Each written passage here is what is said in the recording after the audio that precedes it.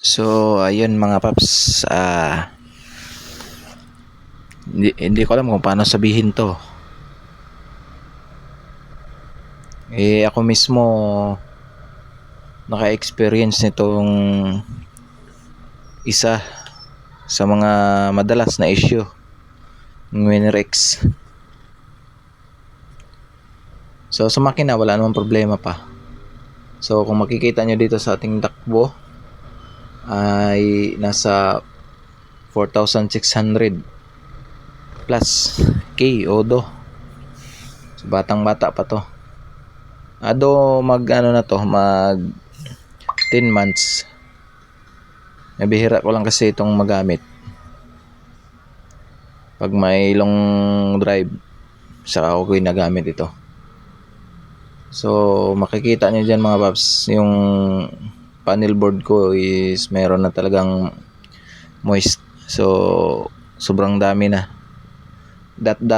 Dati isa lang yan, ngayon nasa mga 12 na yata na dot. So parami siya ng parami. At ngayon ay warranty ako, kasi pasok pa siya sa warranty, 9 months going to 10 months pa lang ito. So yun, medyo nakakalungkot kahit sabihin natin na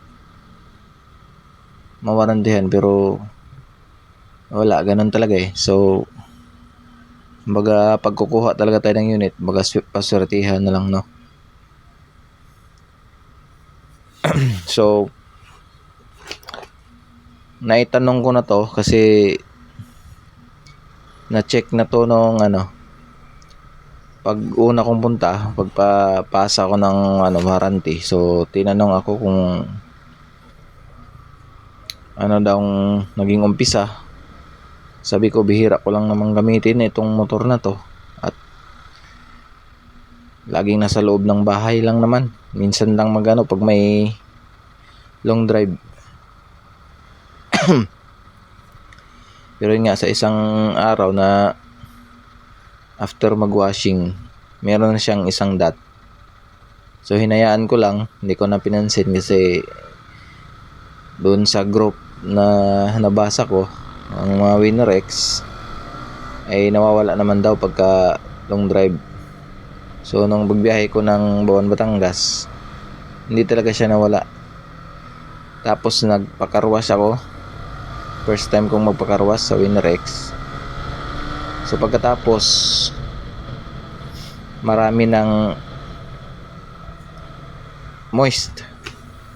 So kung dati isa, dumami, naging 6. Tapos pag uwi ko sa bahay, kinabukasan, nadagdagan na naman hanggang sa ngayon. So hindi ko na pinapaabot ng mapuno pa, at pang-abot pa sa 1 year. So dinala ko agad sa kasa para patingnan at may pasa yung warranty. So buti naman tumawag sa akin ng apps na nandyan na yung pang replacement nito. Kukunin ko na lang ngayon at ipapakabit na habang mainit, kasi panahon ngayon bigla na lang uulan eh. So buti na lang mainit, may papakabit natin ito. So kayong mga naka-Winrex dyan, iwasan nyo mag pressure washer dito sa may panel board natin. So kung takpan nyo na lang para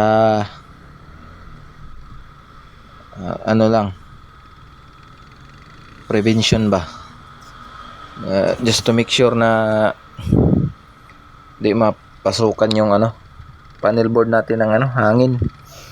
Kasi pag oras na napasukan ng yan, hangin na may galing sa pressure washer, wala na, tuloy-tuloy na yan.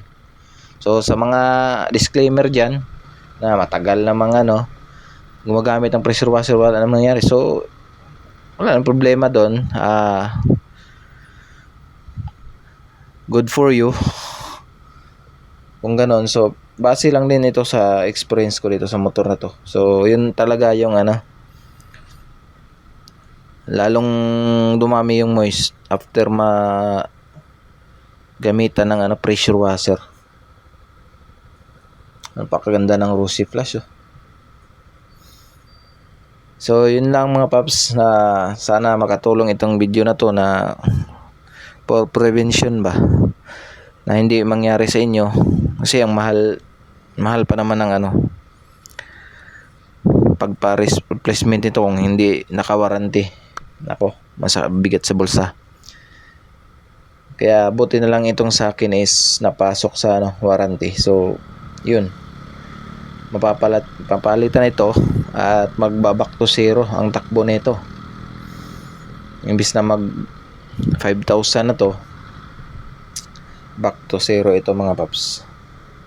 So kung gano'n na lang, kung magagamit kayo ng ano, pressure washer, make sure na may takip dito sa ano mga paps, sa ating LCD banda. Kasi pag naisama niya yan pagbuga, nako, delikado na. So sana hindi na ano, uulit. So madala na ako nitong magpa pressure washer, no. Pero tanong ko naman kung doon sa kasa na kinuhanan ko, kung may iba pang issue. So wala naman daw, maliban sa akin. So wala. Siguro sa pressure washer nga talaga siguro yun mga paps. So yun lang. Thank you.